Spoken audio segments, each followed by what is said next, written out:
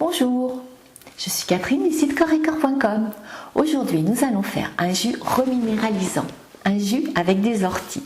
C'est la baume nutritionnelle du printemps. L'ortie est gratuite, on la trouve partout. Alors pourquoi s'en priver? Attention toutefois de l'accueillir dans un endroit non pollué.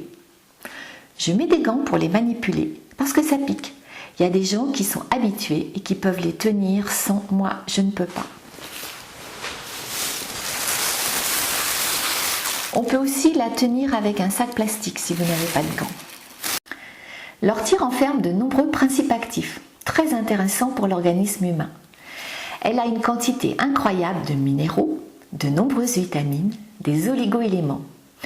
Elle a de la chlorophylle à profusion, excellente pour la santé du sang.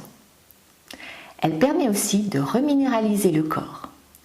Grâce au fer qu'elle contient, elle est idéale pour l'ostéoporose, pour les fractures. Entre autres, l'ortie est diurétique, dépurative, anti-rhumatismale, anti-inflammatoire. C'est un jus alcalinisant, il contribue donc à l'équilibre acido-basique du corps. L'ortie est une plante sauvage, elle a donc gardé toutes ses propriétés.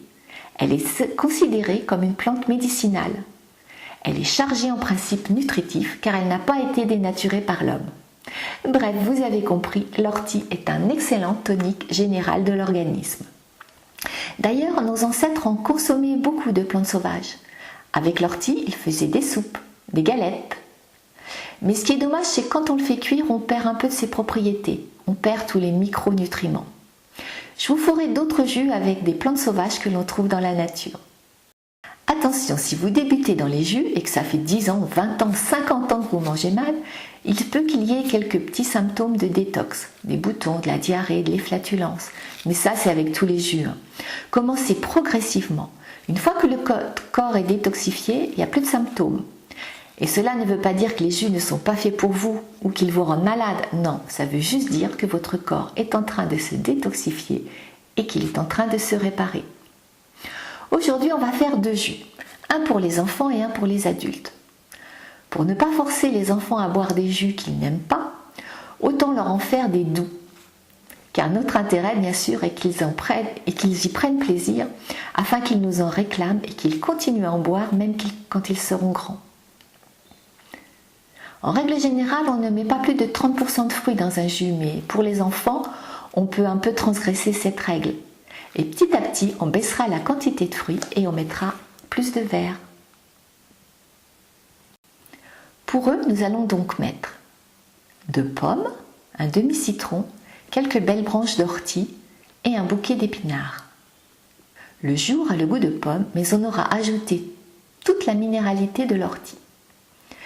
Les enfants sont souvent constipés. L'épinard est idéal pour le péristaltisme intestinal. Et pour varier, car il ne faut pas toujours prendre les mêmes jus verts, vous pouvez varier avec la blette, le persil, la laitue, la scarole. Il est très important de varier vos jus. Vous pouvez aussi mettre du concombre. Ça, c'est le jus passe-partout. C'est très hydratant et il ne va pas provoquer de détox trop forte.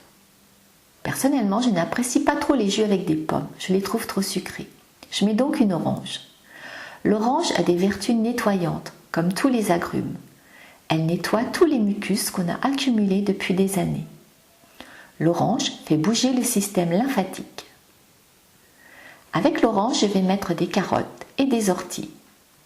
Donc pour la quantité, à vous de voir. Ça dépend si vous êtes habitué au jus vert ou si vous débutez. Nous sommes tous différents et nous n'en sommes pas tous au même endroit.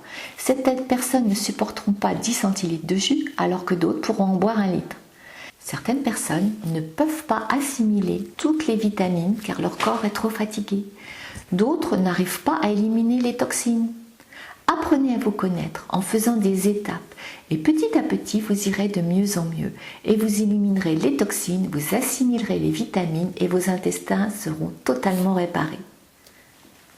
Dans ce jus, je peux mettre aussi des épinards, du gingembre pour le côté antioxydant. Vous pouvez mettre aussi du curcuma, à vous de voir. Au début, ne mettez pas trop d'ingrédients différents à la fois. Adaptez afin que vous preniez plaisir à boire vos jus. C'est la condition pour continuer longtemps. Voilà nos 2 jus. Alors profitez du printemps pour sortir dans la nature cueillir ces merveilleuses plantes. Je vous dis à bientôt!